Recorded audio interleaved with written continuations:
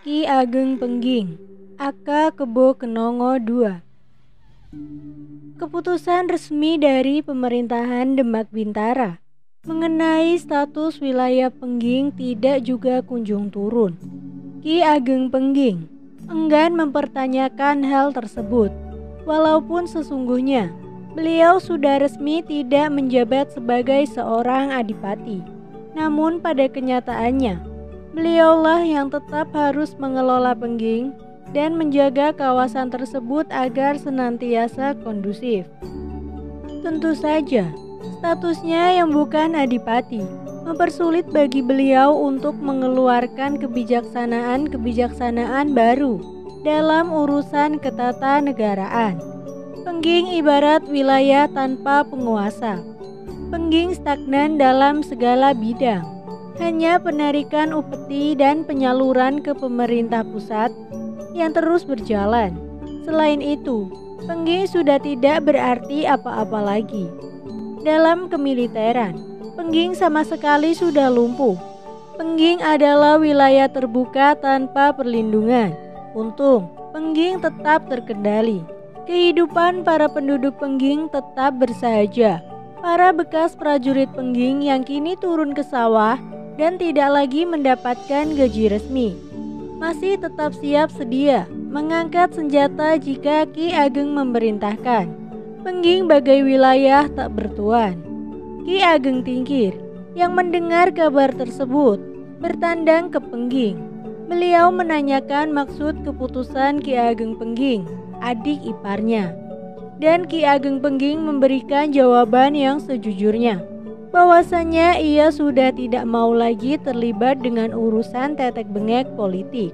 Beliau lilo legowo, menerima untuk sekedar menjadi wong cilik, asal hidup lebih tenang dan jauh dari keserakahan duniawi. Namun, Ki Ageng Tingkir mengingatkan, pada kenyataannya, kondisi yang dialami Ki Ageng Pengging sekarang jauh lebih sulit. Jelas, beliau bukan lagi adipati. Namun tugas-tugas seorang adipati masih harus beliau jalankan tanpa hak kewenangan mengeluarkan kebijaksanaan, tanpa hak mempunyai kekuatan perlindungan wilayah, tanpa hak gaji penuh dari hasil pajak. Sesungguhnya Ki Ageng Pengging tidaklah semudah membalikkan telapak tangan untuk lepas dari kegiatan perpolitikan. Pihak Demak rupa-rupanya sengaja membuat status Pengging menggantung seperti itu. Dan apakah kondisi seperti ini yang diinginkan? Ki Ageng Pengging terdiam, dan Ki Ageng Tingkir menyarankan, apabila memang sudah mantap dengan keputusannya, seyogyanya segera meminta kepada Sultan Demak untuk memberikan keputusan pasti mengenai Pengging. Dan itu berarti Ki Ageng harus melayangkan surat ke pemerintah pusat, atau kalau perlu menghadap langsung ke Sultan Demak. Dan Ki Ageng Pengging tampak enggan melihat keengganan di wajah adik iparnya. Ki Ageng Tingkir mengingatkan sekali lagi dengan nada agak keras, jika memang Dimas masih menginginkan tahta, jangan setengah-setengah lagi. Ingat, Kakang siap di belakang Dimas. Dan Ki Ageng Tingkir mohon diri. Dan itulah terakhir kali Ki Ageng Pengging melihat kakak iparnya. 2 bulan kemudian, Ki Ageng Tingkir wafat. Ki Ageng Tingkir sudah memeluk Islam. Manakala jenazah hendak dimandikan, Ki Ageng Pengging berbisik di telinga kanan jenazah kakak iparnya. Kakang Tingkir, antinen sedelo maneh. Ingsun nusul bebarengan nyebrang segoro rahmat. Kakang Tingkir, tunggulah sebentar lagi. Aku akan menyusulmu untuk bersama-sama mengarungi lautan kasih. Kelahiran Ki Mas Karebet, istri Ki Ageng Pengging yang sudah mengandung beberapa waktu lalu, sudah saatnya melahirkan. Kelahiran putra pertama Ki Ageng Pengging ini disambut gemuruh sukacita rakyat Pengging. Upacara kelahiran pun digelar sangat meriah. Beberapa pandita Siva Buddha datang tanpa diundang dan demi memberikan doa-doa keselamatan. Hadir pula Ki Ageng Butuh dan Ki Ageng Ngerang. Mereka yang beragama Siva Buddha dan Islam bercampur bersukaria menyambut kelahiran putra Ki Ageng. Pertunjukan wayang beber, wayang yang diceritakan dengan cara membentangkan gambar. Beber artinya bentang, wayang beber artinya wayang yang dibentangkan. Digelar hingga 7 malam. Memberikan nama Ki Mas Karebet kepada putranya. Karebet adalah nama lain dari wayang beber. Wayang Karebet sama artinya dengan wayang beber. Kelak, Ki Mas Karebet terkenal dengan nama Jaka Tingkir. Setelah berhasil menjadi Sultan Panjang, lantas bergelar Sultan Adiwijaya. Pada malam ke-7, menjelang dini hari, manakala pertunjukan wayang hampir usai, para tamu dikejutkan dengan jatuhnya seberkas cahaya dari langit menuju dalam agung. Cahaya yang sangat jelas itu meluncur dari atas langit, bergerak cepat mengarah atap dalam agung, di mana Ki Mas Karebet ada di dalam sana. Dan cahaya itu lenyap tepat setelah menyentuh atap. Para tamu geger. Hampir semua para tamu yang masih terjaga melihat cahaya itu. Yang tertidur cepat-cepat dibangunkan teman-teman mereka. Kejadian langka ini segera menyita perhatian semua yang tengah bersukacita menyambut kelahiran Ki Mas Karebet. Semua tamu pun sibuk memperkirakan cahaya apa yang barusan terlihat. Sinarnya terang sedikit kebiru-biruan. Kepercayaan masyarakat Jawa menyebut cahaya itu Andaru Kilat atau cukup disebut Ndaru, suatu cahaya yang membawa wahyu ke Prabon atau tanda bahwa di mana kediaman orang yang kejauhan, Andaru Kilat sudah bisa dipastikan kelak akan menjadi penguasa agung, menjadi seorang raja besar. Para pandita segera memerintahkan untuk segera merakit sesajen sebagai sarana pelaksanaan sembahyang syukur. Hyang Widiwasa telah memberikan kepercayaan besar kepada keturunan Ki Ageng Pengging kelak untuk menjadi raja tanah Jawa. Menjelang pagi hari, begitu pertunjukan wayang beber usai, upacara persembahyangan pun digelar. Mantra-mantra Buddha terlantun syahdu di pagi-pagi buta. Semua tamu yang beragama Siva Buddha ikut serta melaksanakan persembahyangan. Dupa mengepul, merebak mewangi ke segenap penjuru. Suara genta sang pandita berdenting-denting mengiringi ucaran-ucaran mantra. Duta Demak Bintara. 3 tahun sudah berlalu. Dan 3 tahun sudah Ki Ageng Pengging harus mengelola Pengging tanpa status yang jelas. Mas Karebet tumbuh menjadi bayi yang sehat dan montok. Kulitnya yang putih bersih, tubuhnya yang mungil dan tawanya yang menggemaskan. Sangat-sangat menghibur Ki Ageng Pengging beserta istri beliau. Kehidupan Ki Ageng Pengging benar-benar bahagia. Hyang Widi melimpahkan kedamaian cinta kasih dalam keluarga beliau. Namun, lain lagi situasi di Demak Bintara. Tenggang waktu yang diberikan Sultan Demak kepada Ki Ageng Pengging telah sampai kepada batasnya. Sultan Demak merasa perlu untuk mengambil tindakan tegas. Ki Ageng Pengging telah dianggap balelo atau membangkang perintah Sultan. Setelah menggelar siding dengan para pembesar kesultanan, Sultan Demak segera mengirim utusan ke Giri Kedaton, meminta restu Sunan Giri, pemimpin Dewan Wali Songo, untuk memberi wewenang mengambil keputusan tegas kepada Ki Ageng Pengging, dan Dewan Wali merestuinya. Pada hari yang dipilih, Sultan Demak mengutus Senopati Agung Demak Bintara, Sayyid Ja'far Shodiq atau Sunan Kudus untuk menemui Ki Ageng Pengging. Perintah yang diberikan sangatlah tegas, yaitu memerintahkan Ki Ageng Pengging untuk menghadap ke Demak Bintara.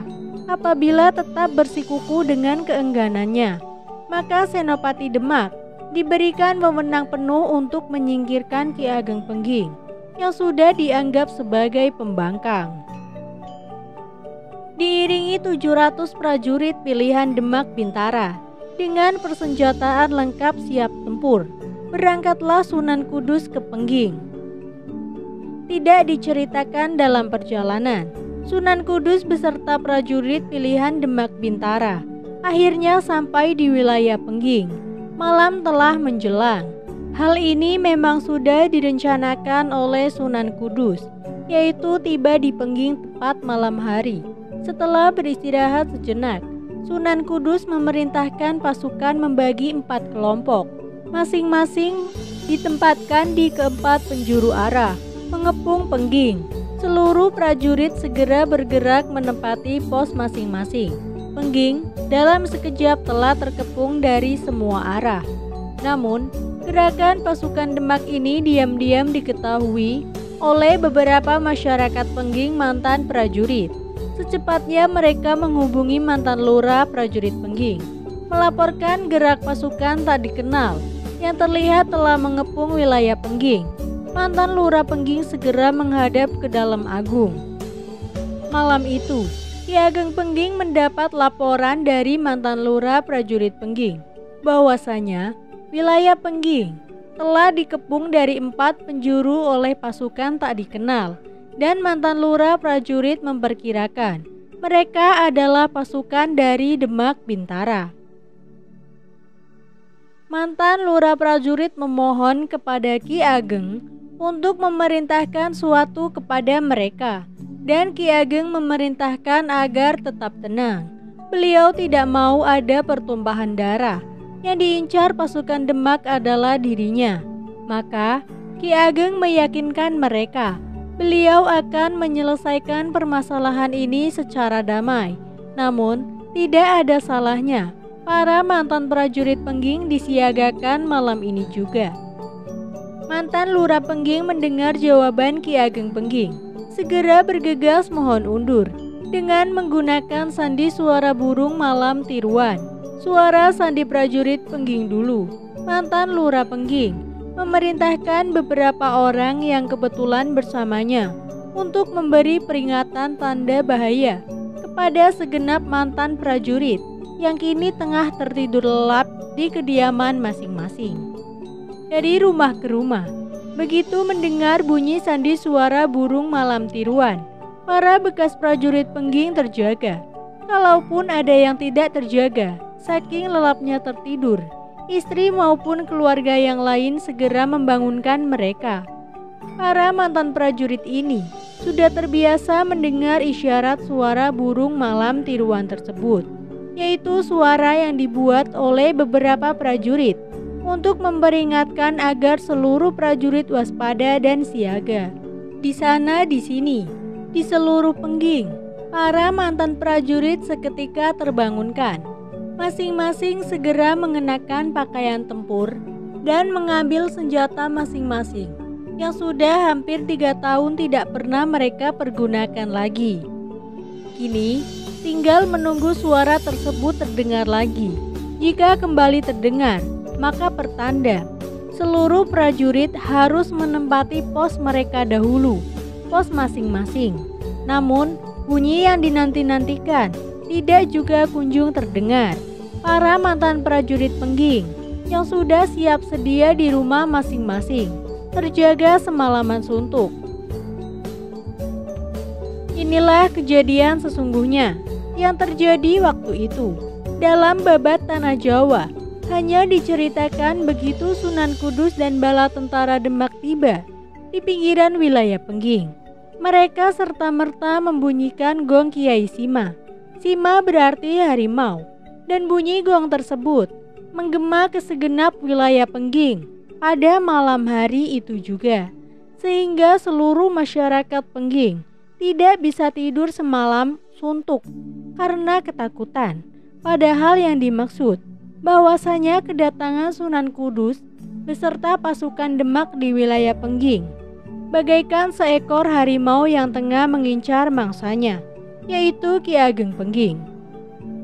Dan kedatangan di malam hari sudah diketahui oleh para prajurit Pengging. Babat Tanah Jawa sendiri ternyata juga mencoba merendahkan Pengging. dengan cerita bernuansa mistis.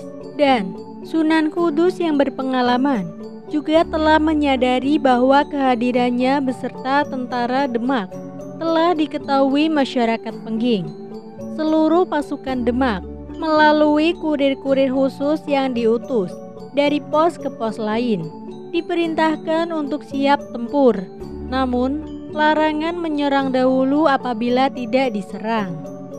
Seluruh lurah prajurit pemimpin pos, baik yang ada di utara, timur, selatan, dan barat, setelah menerima pesan kurir, segera memerintahkan seluruh pasukan untuk siap tempur.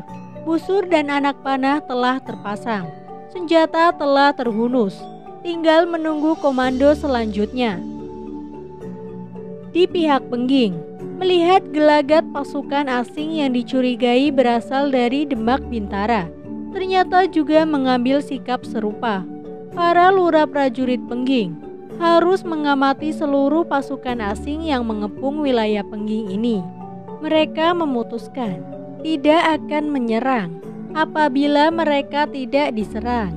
Dan bunyi sandi suara burung malam tiruan tidak juga segera terdengar lagi. Kedua pihak siap di tempat masing-masing. Tidak ada yang bergerak mendahului, menanti perkembangan selanjutnya, baik di pihak Demak maupun Ki Ageng Pengging.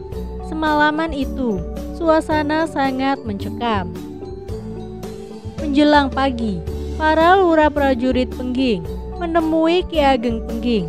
Mereka meminta petunjuk selanjutnya, dan Ki Ageng Pengging mengutus seorang lurah prajurit beserta beberapa prajurit pilihan lain untuk menemui pemimpin pasukan yang mengepung wilayah beliau semenjak semalam.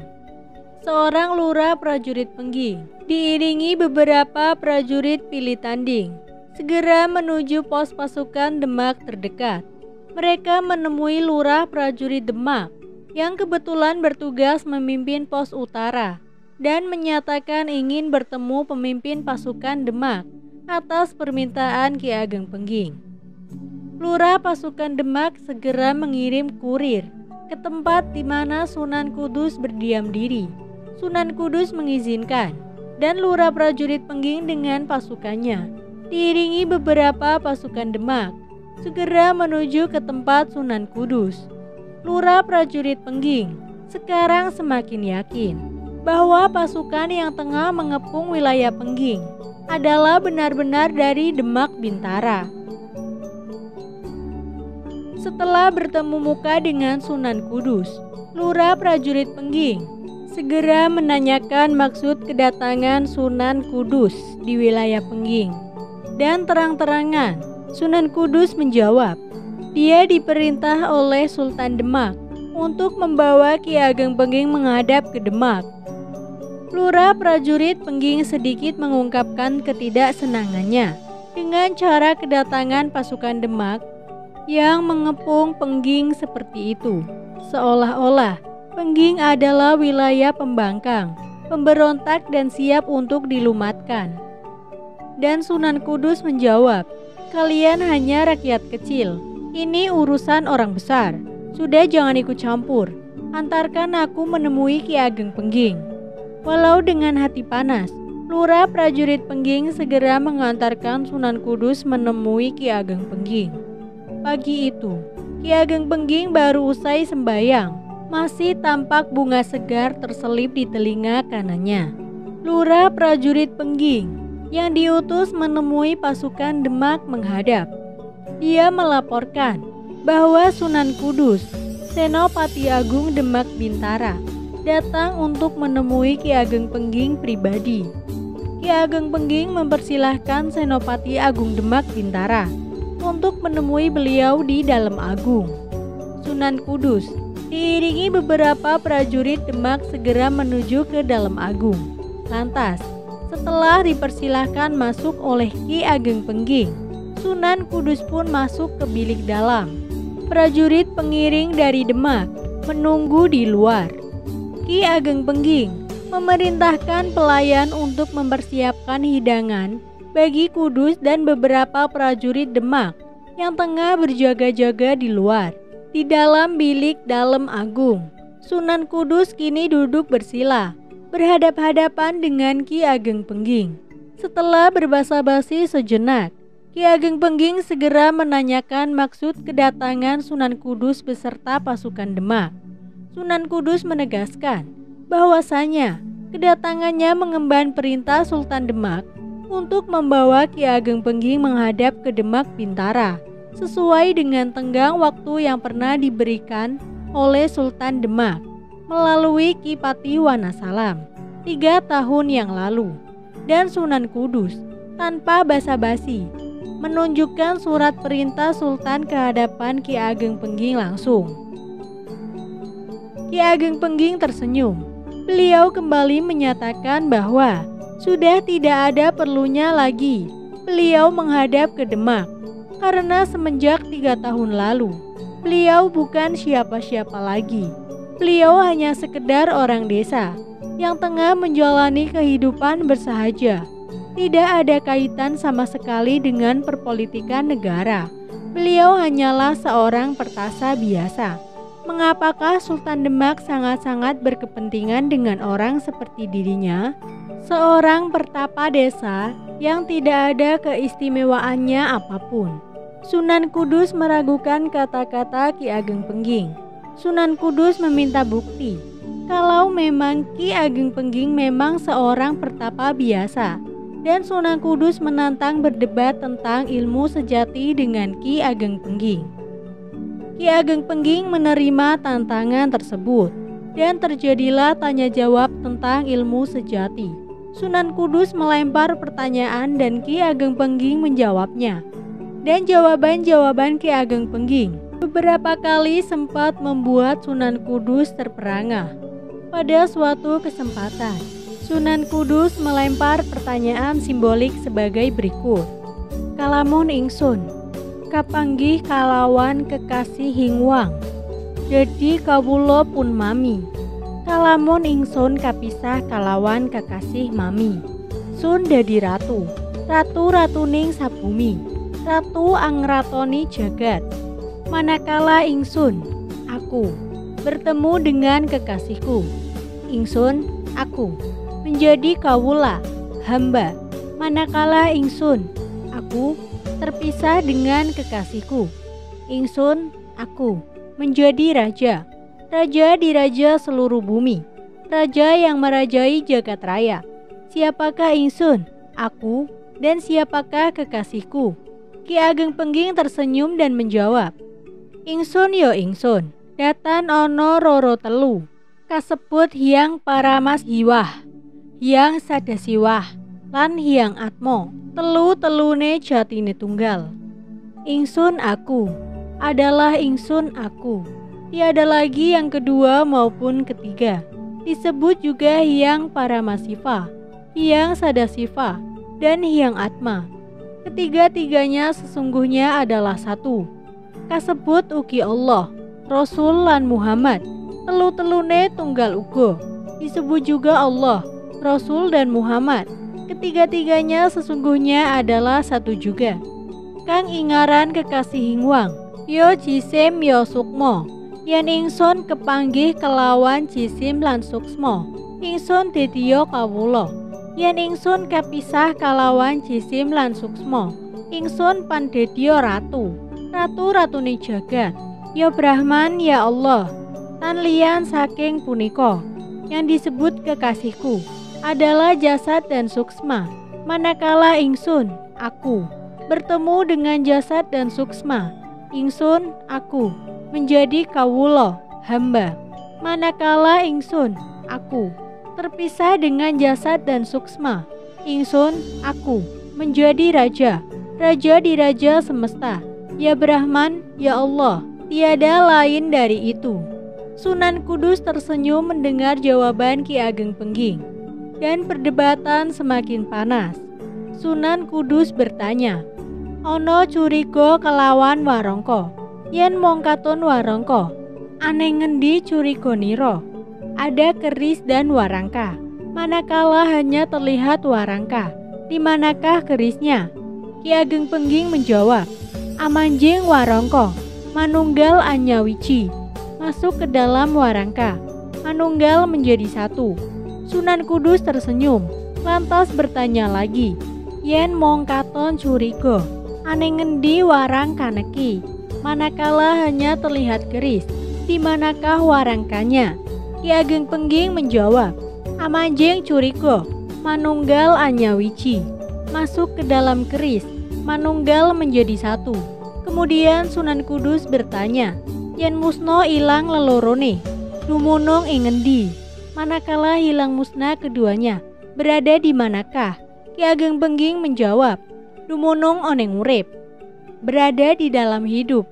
Sunan Kudus tertawa, lantas dia bertanya lagi, ono ing ngendi dununing urip? Di manakah tempat kediaman hidup? Ki Ageng pun menjawab, ono ing galihin kangkung, ono ing gegiring punglu, ono ing susuhing angin, ono ing wekasaning langit, berada di inti tumbuhan kangkung, berada di sudut pelor, berada di kediaman angin, berada di akhir langit. Tumbuhan kangkung berlobang di bagian tengahnya. Lantas, di manakah intinya tumbuhan kangkung? Pelor atau mimis zaman dulu berbentuk bulat. Lantas di manakah sudutnya? Angin senantiasa bergerak. Lantas di manakah kediamannya? Langit tanpa batasan. Lantas di manakah akhir langit? Inti kangkung, sudut pelor, kediaman angin dan akhir langit. Disitulah tempat kedudukan hidup berada. Kembali Sunan Kudus tersenyum, dan Sunan Kudus belum puas. Kembali dia melempar pertanyaan.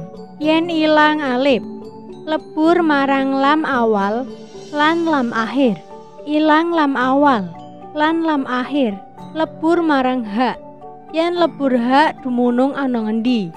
Jika hilang huruf alif, maka lebur ke dalam lam awal dan lam akhir. Jika hilang lam awal dan lam akhir, lebur ke dalam hak. Jika lebur hak, berada di manakah? Ki Ageng menjawab, urip atau hidup. Sunan Kudus menyela, alip jisi mingsun, alip jasadku. Ki Ageng menyela juga, ang reganingsun, ang ragaku. Sunan Kudus menyela lagi, lam awal dan lam akhir nafsu ningsun, lam awal dan lam akhir nafsku. Ki Ageng menyela juga, ung suksma ningsun, ung suksmaku.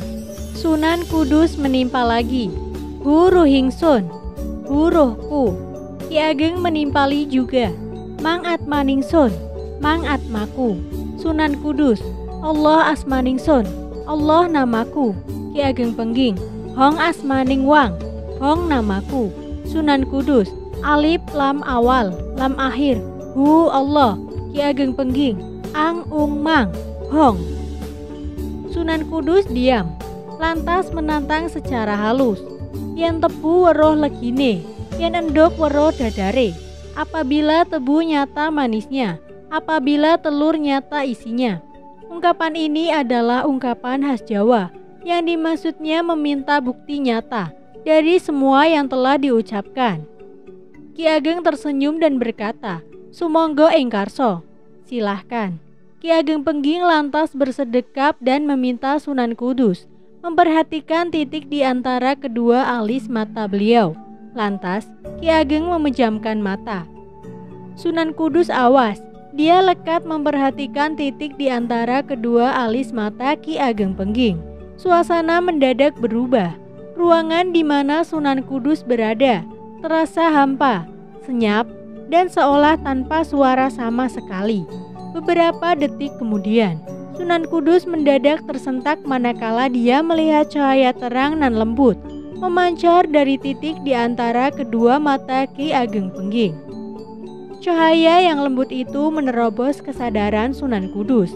Di sana, di tengah hempasan cahaya tersebut, Sunan Kudus melihat dirinya berada di sana.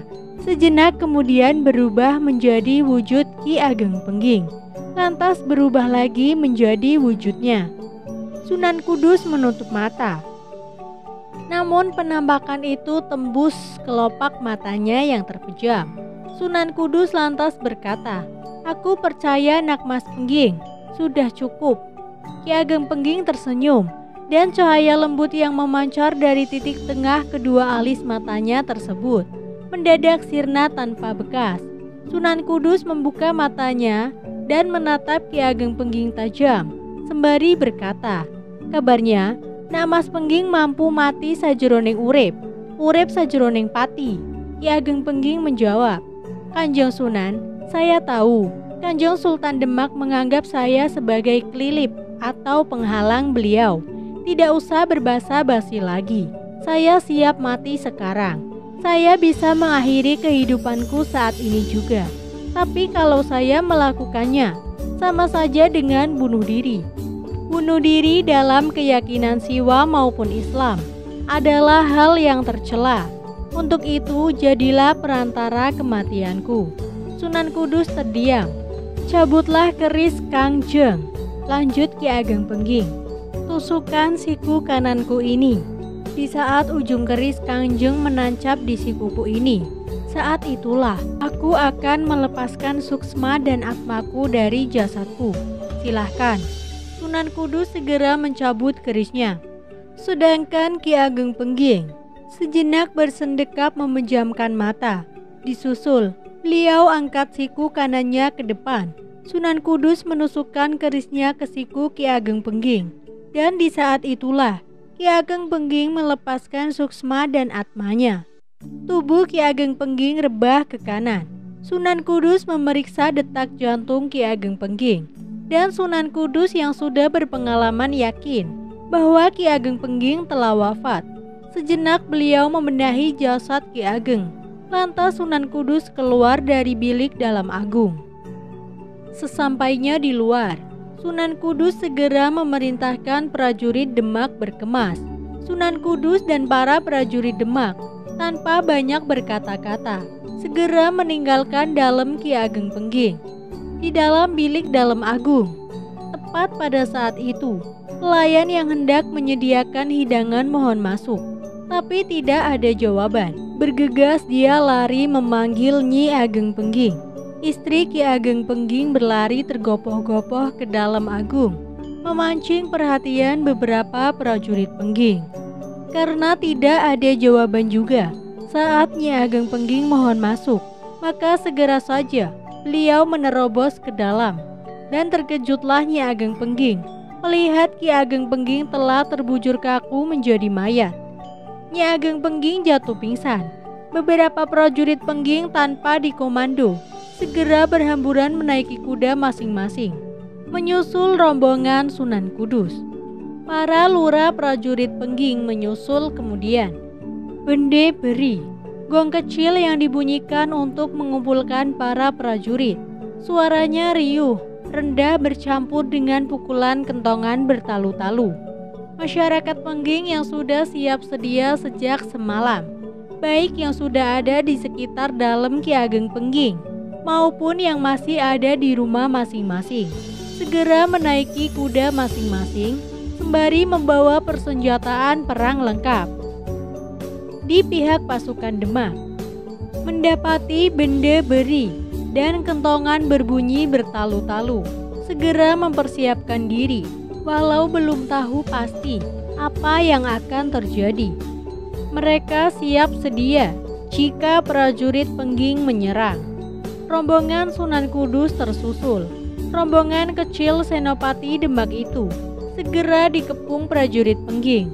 Prajurit Pengging telah siap tempur. Senjata telah terhunus nyalang. Dada para prajurit Pengging bergemuruh mendidih. Sunan Kudus memerintahkan seorang prajurit Demak mengibarkan bendera merah, tanda bagi seluruh pasukan Demak yang ada di sudut-sudut Pengging untuk siap tempur. Suasana tegang. Bendera merah berkelebat-kelebat. Disusul dari kejauhan, 4 orang prajurit Demak mendadak muncul, sembari memacu kuda dengan mengibarkan bendera serupa. Keempatnya meneruskan perintah Sunan Kudus yang tengah terkepung kepada para pasukan yang siap sedia di sudut-sudut Pengging. Isyarat itu terlihat oleh para pemimpin pasukan Demak, baik yang ada di utara, timur, selatan, dan barat, serta merta seluruh pasukan Demak keluar dari tempat persembunyiannya. Bergemuruh suaranya, diiringi pekikan-pekikan nama Tuhan, seperti kebiasaan mereka. Para prajurit pengging yang mengepung Sunan Kudus hanya melihat sepasukan dari dua arah, namun mereka mendengar suara pekikan-pekikan pasukan lain yang tak terlihat berada di seberang wilayah mereka. Mereka menyadari posisi mereka kini terkepung. Wilayah Pengging benar-benar terkepung. Hei kalian rakyat Pengging, kalian hanyalah rakyat biasa. Ini urusan orang besar. Kembalilah pulang ke rumah masing-masing, teriak Sunan Kudus. Seorang lurah prajurit Pengging maju beberapa langkah dengan kudanya. Bagi kami lebih baik mati bersama junjungan kami, Sunan Kudus menjawab. Ingat posisi kalian, kalian sudah terkepung. Dan ingat pula akan anak istri kalian. Jika pasukan Demak menyerang, seluruh wilayah ini akan dibakar. Kalian boleh berani menumpahkan darah kalian, tapi apakah kalian juga akan tega melihat anak istri kalian juga menjadi korban? Nyali prajurit Pengging menciut begitu mendengar gertakan Sunan Kudus. Seketika mereka teringat akan anak istrinya yang kini juga tengah terkepung dan terancam. Seluruh pasukan Pengging menjadi gamang. Sunan Kudus melihat itu semua. Lantas Sunan Kudus berkata lagi, sarungkan senjata kalian. Urusan kami hanya dengan Ki Ageng Pengging. Uruslah jenazah junjungan kalian. Kanjeng Sultan Demak akan memberikan pengampunan bagi kalian semua. Kepanikan melanda prajurit Pengging. Bayangan anak dan istri mereka membuat keberanian mereka menciut. Dan lurah prajurit Pengging yang paling senior segera memerintahkan seluruh prajurit Pengging menyarungkan senjata. Disusul, lurah prajurit Pengging memerintahkan memberikan jalan kepada rombongan Sunan Kudus yang terkepung. Sunan Kudus segera memerintahkan pasukan bergerak ke depan. Bendera putih kini dikibarkan.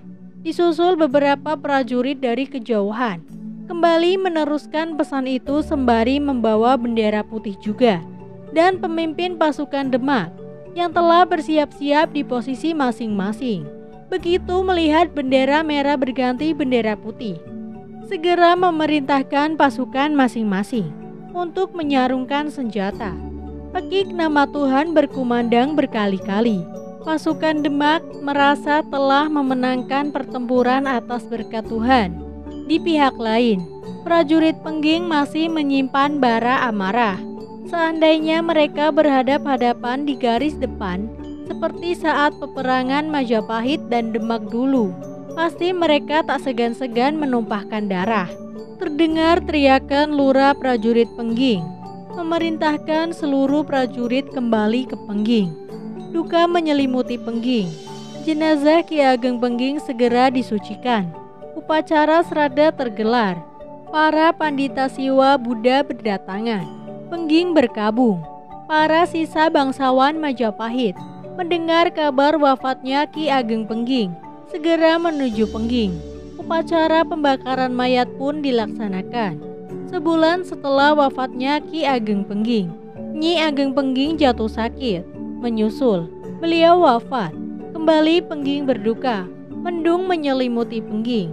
Mas Karbet menjadi yatim piatu, dan Nyi Ageng Tingkir, janda Ki Ageng Tingkir, membawa Mas Karbet kecil ke Tingkir. Mas Karbet diasuh oleh Nyi Ageng Tingkir.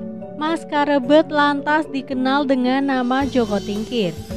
Kelak di kemudian hari, Mas Karbet atau Jaka Tingkir berhasil mendirikan Kesultanan Panjang dan menjadi Raja Tanah Jawa, dan beliau bergelar Sultan Adiwijaya. Itulah kisah yang dapat saya sampaikan. Tetap dukung channel kami dengan cara klik like, komen, dan subscribe.